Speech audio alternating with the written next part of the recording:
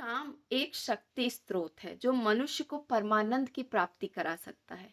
पर यही काम की शक्ति मनुष्य के लिए वरदान बन जाती है और कभी-कभी मनुष्य के जीवन में श्राप बनकर सामने आती है। पर हर एक प्राणी मात्र को पता कैसे चले कि उसके जीवन में ये काम की शक्ति किस प्रकार काम कर रही है, वरदान साबित हो रही है या फिर श्राप बन के उसके जीवन में है। आइए वीडियो में आगे बढ़ते हैं और इस बात को बहुत गहराई से समझने की कोशिश करते हैं।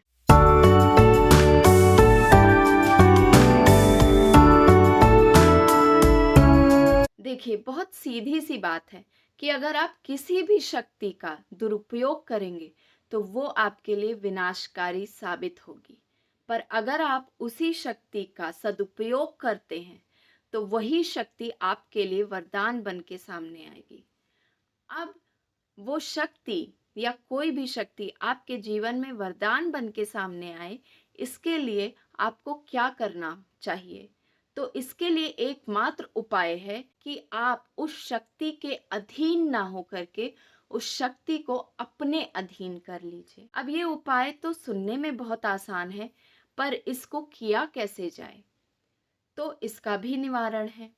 इसका निवारण ये है कि इस उपाय को करने के लिए, यानी कि किसी शक्ति को अधीन करने के लिए मनुष्य को स्थित प्रज्ञ होना पड़ेगा। अब स्थित प्रज्ञ क्या है? स्थित प्रज्ञ स्थिति वो होती है जब मनुष्य अपनी बुद्धि को स्थिर कर लेता है। स्थिर करने का मतलब होता है कि कैसी भी परिस्थिति मनुष्य के जीवन में आ जाए, वो विचलित ना हो। चाहे वो सुख की घड़ी हो या दुख की घड़ी हो। सुख की घड़ी में बहुत ज़्यादा उछले, नाचे, गाए नहीं, और दुख की घड़ी में विलाप ना करने लग जाए। अपने आप में एक संयम बना कर रखे, हर परिस्थिति में समान रहे। और स्थित प्रज्ञ मनुष्य ऐसा होता है और ऐसा हर परिस्थिति में करता भी है, क्योंकि उसे ये विश्वास होता है, ये अटूट विश्वास होता है कि हर एक स्थिति में, हर एक पल में सदा सर्वदा परमपिता परमेश्वर उसके साथ है, उसके पास है। इसलिए यही अटूट विश्वास उसको ये शक्ति देता है कि वो किसी भी परिस्थिति में विचलित ना हो। अब आपके मन में सवाल उठ रहा होगा कि ऐसे मानसिक स्थिति में पहुंचने के लिए मनुष्य को बहुत कठिन प्रयत्न करने पड़ सकते हैं, क्योंकि ये साधारण मनुष्य के लिए असंभव है। तो मैं आपको ये बताऊं कि आपका सवाल बिल्कुल सही है। ऐसी स्थिति में पहुंचना साधारण मनुष्यों के लिए मुमकिन नहीं है, क्योंकि ऐसी स्थिति में, ऐसी मानसिक स्थिति में पहुंचने के लिए मनुष्य को कोई दैवीय शक्ति की सहायता की जरूरत पड़ेगी। अब दैवीय शक्ति की सहायता कैसे ली जाए? देखो, जब ईश्वर की सहायता, ईश्वर की कृपा आप पर होगी ना, तो सब कुछ संभव हो सकता है। इस दुनिया में आपके लिए कुछ भी असंभव नहीं हो सकता। ईश्वर की सहायता पाने के लिए आपको क्या करना पड़ेगा? आपको अपने पुरुषार्थ के साथ साथ ईश्वर का आश्रय भी लेना होगा। ईश्वर का आश्रय लेने से मेरा मतलब है कि ईश्वर की भक्ति करनी पड़ेगी। भक्ति में आश्रय लेना पड़ेगा आपको, क्योंकि भक्ति ही एकमात्र वो तरीका है जो आपको अंदर से निर्मल बनाता है और आपको सात्विक बनाता है।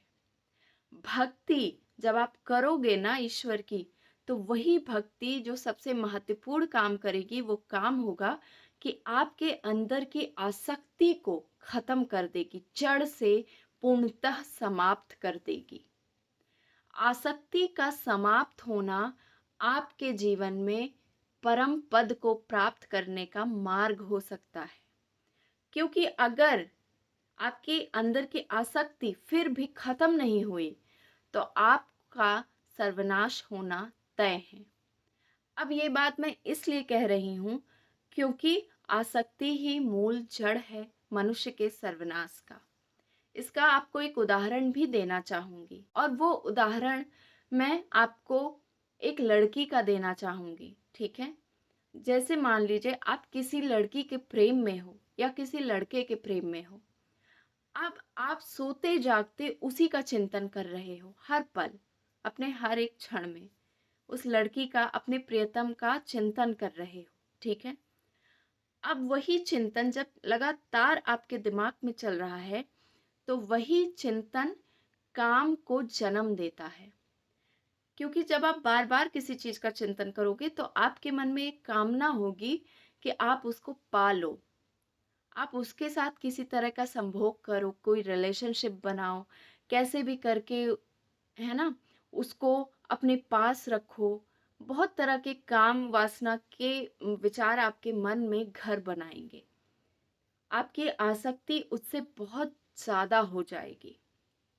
और जब आपके काम वासना में रुकावट आएगी, मान लीजिए वो लड़की नहीं मान रही है, मान लीजिए कोई तीसरा उसमें दुविधा उत्पन्न कर रहा है, ठीक है, आपको आपकी इच्छा पूरी नहीं करने दे रहा, तो यही काम वासना जो आपके अंदर है, वही काम वासना आपके क्रोध को उत्पन्न करेगी।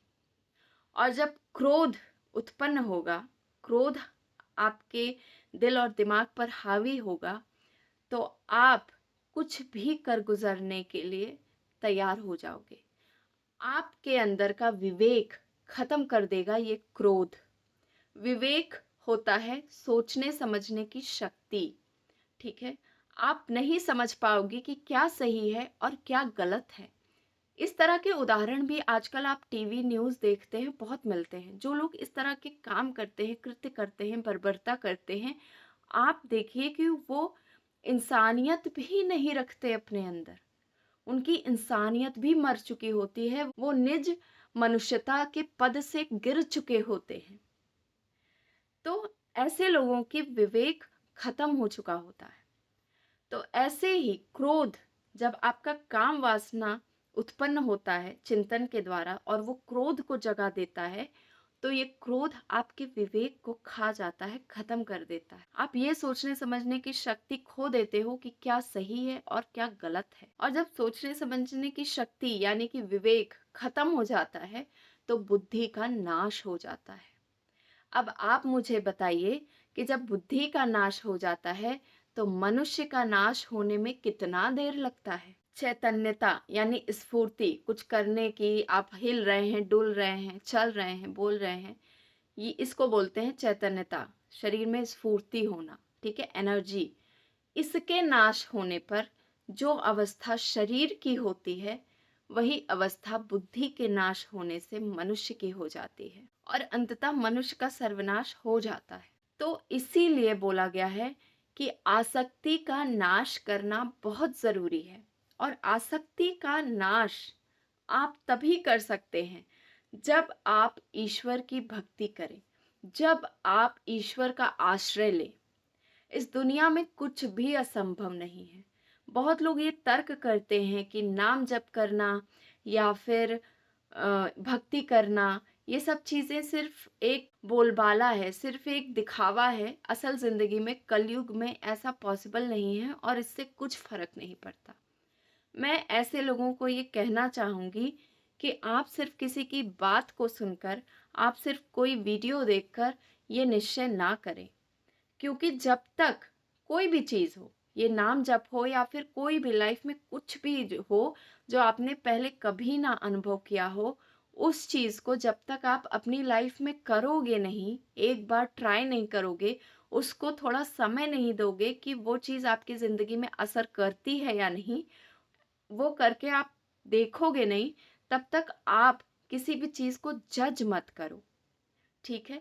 या किसी को भी आप गलत मत ठहराओ कि आप गलत बोल रहे हो। क्योंकि जो बोल रहा है, मैं हूं या फिर कोई और हो, वो इस चीज का अनुभवी होगा, वो अपने जीवन का अनुभव आपसे शेयर कर रहा होगा, ऐसा भी हो सकता है। तो आप जब तक मन से, लगन से भक्ति और समर्पण भाव नहीं रखोगे, तब तक आपके जीवन में कुछ भी बदलाव नहीं आएगा। तो मेरा सजेशन यही है कि एटलीस्ट एक बार अपने जीवन में ये करके देखिए। थोड़ा समय दीजिए हर एक चीज़ को, क्योंकि कुछ भी रॉकेट साइंस नहीं है कि आपने आज किया और कल उसका रिजल्ट आपको दिख जाए। ठीक है? तो जब तक आप किसी चीज़ को ट्राई नहीं करोगे, उसको समय नहीं दोगे कि वो आप पर असर करे, आप किसी चीज़ को जज नहीं कर सकते।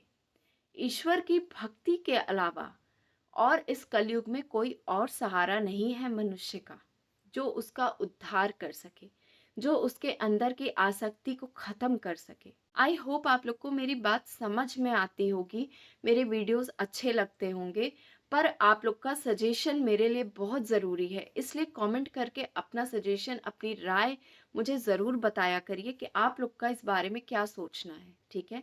वीडियो अच्छी लगी हो तो लाइक कर दीजिएगा, चैनल पर नए हैं तो सब्सक्राइब ज़रूर कर लीजिएगा और चैनल को सपोर्ट भी करते रहिएगा। मिलती हूँ नए टॉपिक के साथ एक नए वीडियो में।